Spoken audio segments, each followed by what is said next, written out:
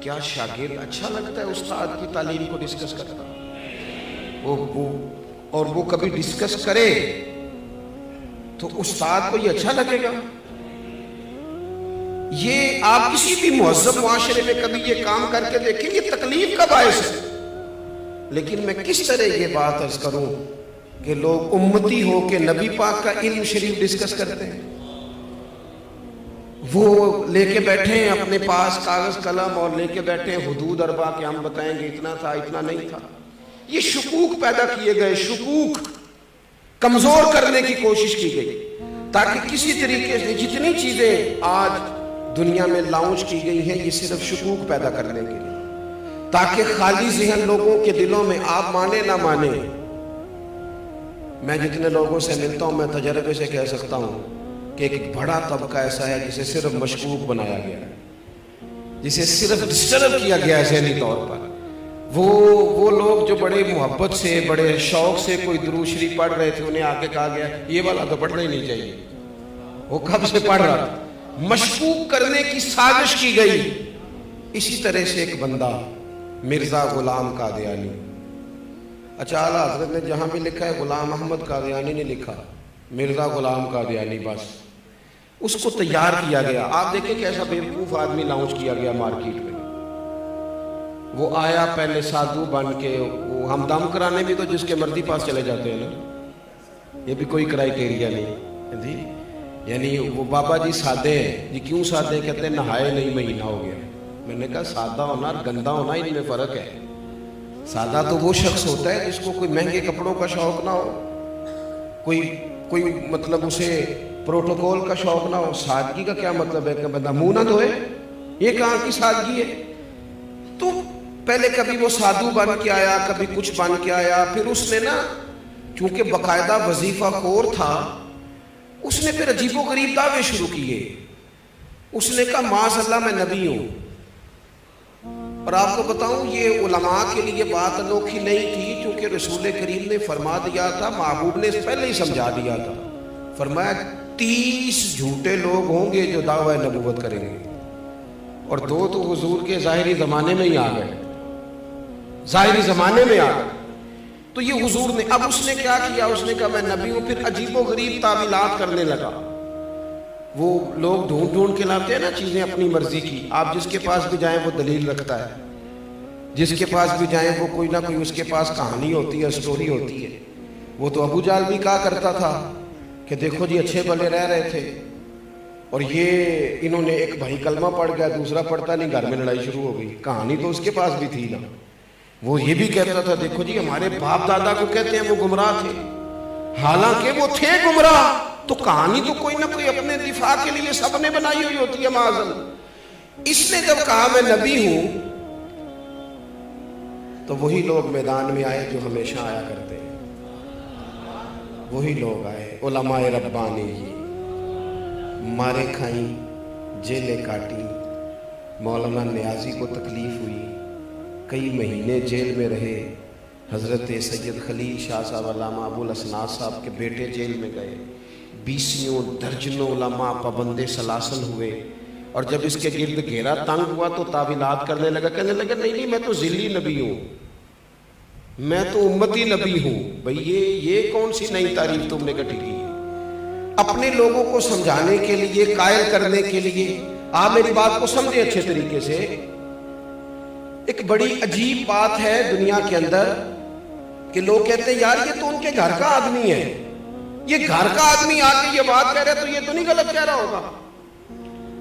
ان لوگوں نے یہ کیا کہ اسلام کا لبادہ اوڑھ کے جب یہ کہنا شروع کر دیا نا کہ حضور آخری نبی نہیں، معاذ اللہ، تو انہوں نے ایک دروازہ کھولنا چاہا، ایک نیا شک پیدا کرنا چاہا۔ وہ جو امت حضور سے وابستہ ہو گئی تھی پوری طرح، ان کے ذہنوں کو منتشر کرنا چاہا، ایک نیا دروازہ، تاکہ جس کا جی چاہے وہ اندر آ جائے، جس کا جی چاہے وہ اندر آ جائے۔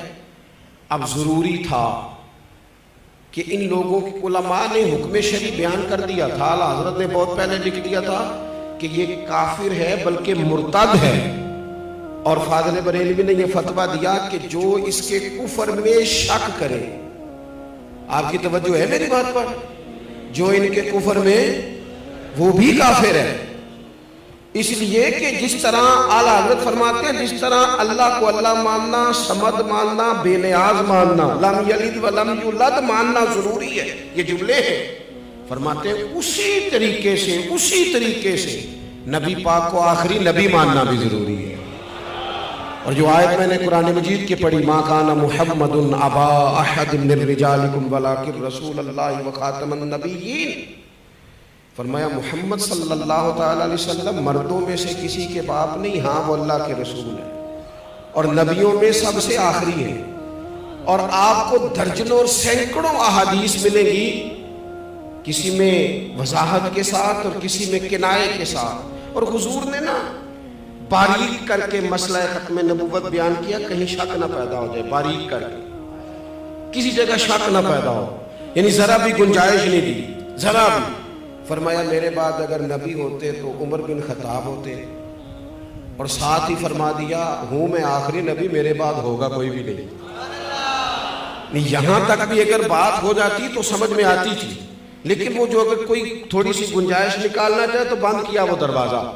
نبی پاک علیہ السلام نے حضرت مولا علی شیر خدا سے فرمایا تم میرے لیے اسی طرح ہو جس طرح حضرت موسیٰ علیہ السلام کے ساتھ حضرت ہارون علیہ السلام ان کے بھائی تھے، کیونکہ حضرت ہارون بھی نبی تھے، حضرت موسیٰ بھی نبی تھے۔ اب محبوب کریم نے اس دروازے کو فوراً بند کیا۔ یہاں تک بھی بات ہو جاتی تو امت سمجھ جاتی کہ یہ بھائی بھائی کی تمثیل ہے۔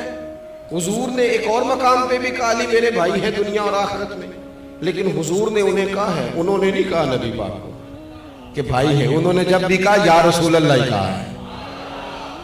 نبی پاک صلی اللہ تعالیٰ علیہ وآلہ وسلم نے کہا میرے لیے علی اسی طرح ہے جس طرح حضرت موسیٰ کے لیے ہارون تھے، لیکن ساتھ ہی پھر وضاحت کی، فرمایا یہ یاد رکھنا میرے بعد نبی کوئی نہیں۔ یعنی یہاں کوئی آدمی اگر یہ تعویل کرنے کی کوشش بھی کرے کہ دیکھو کیا بیان ہو رہا ہے، تو وضاحت کی، اور درجنوں جگہ پہ محبوب پاک علیہ السلام نے اس کی مکمل وضاحت کی، مکمل۔ اب مرزا قادیانی جب میدان میں آ گیا تو یہ جو ہمارے ہوتے ہیں نا سیاسی زعماء، یہ جو لوگ جو پارٹیاں الیکشن میں آتی ہیں،